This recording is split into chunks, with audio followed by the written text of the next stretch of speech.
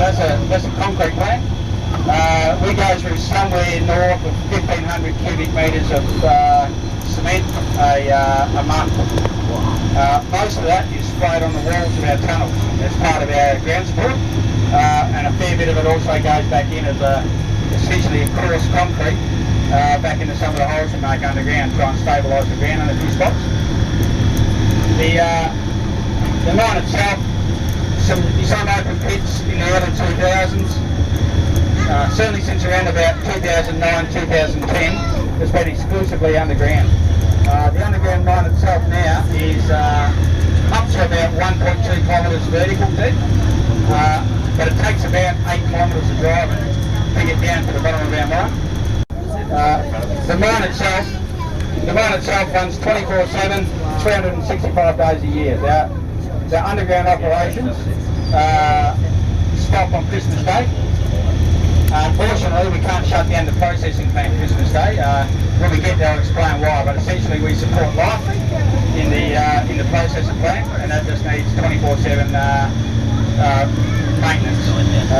We currently have upwards of 600 employees on site for various, and that's growing by the day at the moment. We have about 4 or 5 major construction projects on site this year.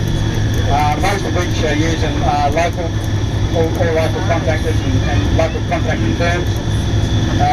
The underground operation itself, for a number of years, the underground mine produced around about 100,000 ounces of gold a year, which was pretty good, and it paid the bills. So we were no cash cow or anything like that. We just paid the bills.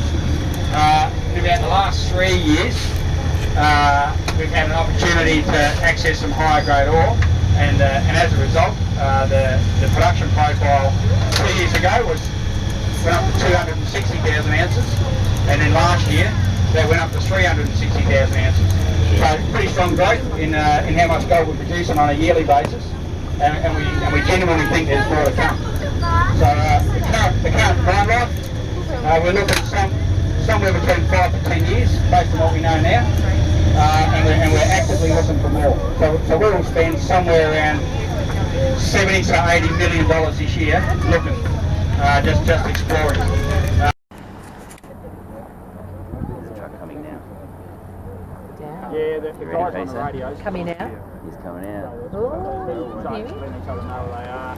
The truck's gone down.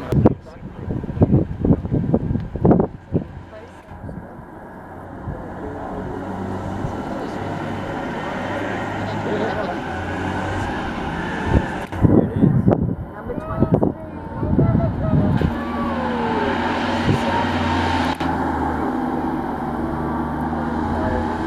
What speed are you doing?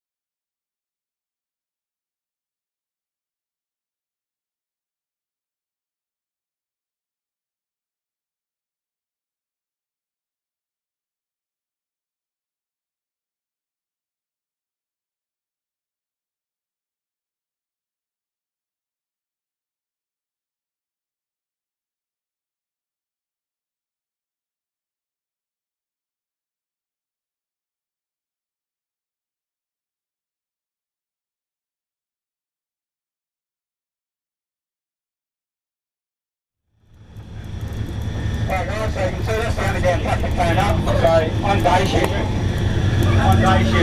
that's the only time we'll come up this height. So on night shift, that same truck will be dumping down the side of the pit due to noise constraints on the site. We're slowly filling this pit in. It won't be long before we have to start dumping it somewhere else. And we've got a couple of other old holes on site that we'll start filling up in the meantime. Yeah.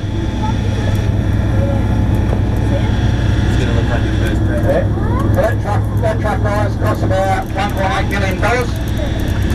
The You like to think for that sort of money it'll be reliable and never break down, or bad news. Unfortunately, every now and again you get one that was made on a Friday or a Monday and they just not quite up to speed. It's like everything else in life, I suppose. Where we're going to head to now, guys, is back around and then head into the processing side of things. So, look, essentially the process goes, we mine it underground, we bring it up to the pit, see where the crusher is, takes it down to about 90 mil, the crusher, goes into our surge stockpile. So the surge stockpile has been just smashed up rock. Underneath that surge stockpile there's another conveyor that then feeds it into the processing plant. So we'll just we'll come around and have a look at that in a second.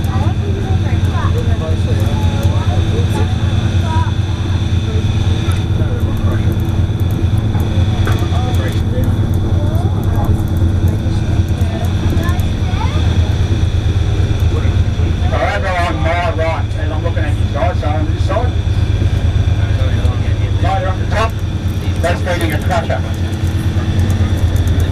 That crusher, so that's a straight run of fine rock. However it comes out of the mine, goes into the crusher. The crusher will break it down to at least 90 millimetres. Okay, a lot of the rocks are smaller than that already, but it's at least 90 millimetres. Heads up on that conveyor belt to the stockpile behind me.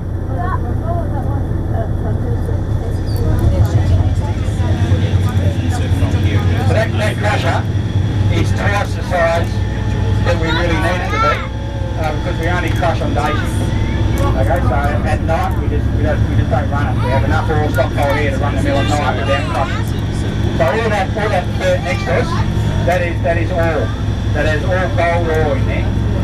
And for every 100 tonne that's in that stockpile, and there's about 13,000 tonne, about 8 tonne of it's useful to us, the rest of it is essentially sand that we smash up and send somewhere else. Well, there's a conveyor belt just here, guys, that comes from under that stockpile, so it's constantly feeding from under it, going into the big sag mill. And right next to us, just down below the bus here, you'll see the cannonballs. See the big square balls? Throw them in here. So the rocks and those cannonballs go into the sag mill. It works the same way as a tumble dryer. I kid you not. Okay, so it's just a big drum, it turns. It's got some little plates inside it, just like your dryer at home. Picks the rock up, keeps dropping it. The cannonballs are in there, they keep dropping, and it slowly smashes the rock up inside so that it can't leave the back end of that sag mill until it's 75 microns in size. That's how much it smashes it up. Okay? Okay, and it literally comes out as golden sand. Unbelievable to watch. There's some videos down around some of the marquees that'll show you what I'm talking about. Spectacular stuff.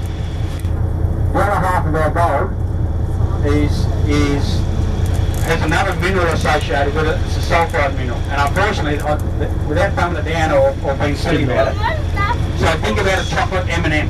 Okay, the chocolate's the gold, so our gold has a hard shell around it. Most of our gold, and we can't treat it with that hard shell. You've got to either oxidise it somehow. That's done through roasting, and in Kalgoorlie, if you go to Kalgoorlie, it's a big roaster. They roast the hard shell off the gold. It produces hydrogen sulphide gas and a few other things that aren't great. We don't roast. We treat it with biox. So these are microbes that were found, essentially discovered on the seafloor, volcanic beds on the seafloor. So little creatures, microbes. Those black tanks over there are chocolates full of them. There are gazillions of them in there. They live and die by the gazillions every day. We feed them our gold ore. They love the hard shell, they don't want the chocolate. We don't want the hard shell, we want the chocolate. Everyone's happy. Yeah? Everyone's happy. So we feed them, we keep them alive, we look after them, we talk nicely to them. They're happy, we get the chocolate. They don't touch it. So once we get the chocolate, we get that treated then through a normal gold circuit. You've seen our house in Australia, it's cyanide leach circuit. Works its way through, there's a few other parts to it, flotation and a few bits. But essentially it'll come out, we electro-win it on a steel wool. So gold's an inert metal, it's really hard to treat, that's why I need cyanide. But essentially around the back corner here, there's a blue, you'll see a little blue container. Inside that blue container there's a kiln, and we pour our own gold bars on site. So the gold bars we pour on site are about 96% pure gold. They then get sold to a refinery. The current refinery we sell to is in Sydney, ABC Refinery. they'll purify that up to about 4 nines. So it's 99.49. So they essentially take it through to pure gold. So that's where the magic happens. And it's just a little blue shed just here where the gold bars get poured. So about half our gold, all of our gold gets poured there, but about half of it comes through the bugs and about half of it comes off the gravity tables. It's a blue container. For the amount of gold that comes out of there, you might think it looks a bit more impressive. But that's it, it's a full sea container. Brand new plant again. We're spent, it's in commissioning, so it's not going yet. We've still got a few bugs to work through, that's brand new. That bit of plant there set us back about $14 million. And it essentially, it's a water treatment plant. So we have water on site. All the water in this region essentially has dissolved heavy metals in it, arsenic mainly. The entire Bendigo region is an arsenic anomaly as far as that goes. So a lot of the water on site has different metals in it. The frame of this plant is new technology, leading edge. That takes out everything but the chlorides. The green shed behind me, brand new, that's a reverse osmosis plant. So that's essentially a big filter that is purely designed to take chlorides out of water. Essentially, whatever purity that we want to produce, and we're currently in negotiations as to how we might put that back into the aquifers in the local area, because it benefits everyone there.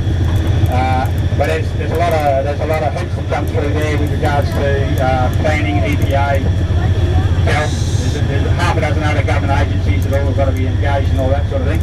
But that's the long-term aim, that benefits everyone. So you see, this is part of our store yard, we're just doing a quick Yui through. The long nails, the mesh, this is all ground support or underground. So that mesh gets nailed to the rock, and it gets nailed to the rock using these nails that you see stacked up in these pallets. So the primary ground support underground. The ground support underground is about an 8-foot long nail, and we nail the mesh to the ground, and we also shotcrete it. So we spray shotcrete over all our walls of our tunnels, almost exclusively everywhere. So we spend all the different types of ground support you see there, guys. We spend about $700,000 to $800,000 a month. That costs just the materials. I was telling some people over a minute ago, this mine site will spend $1 million a day this year, every day.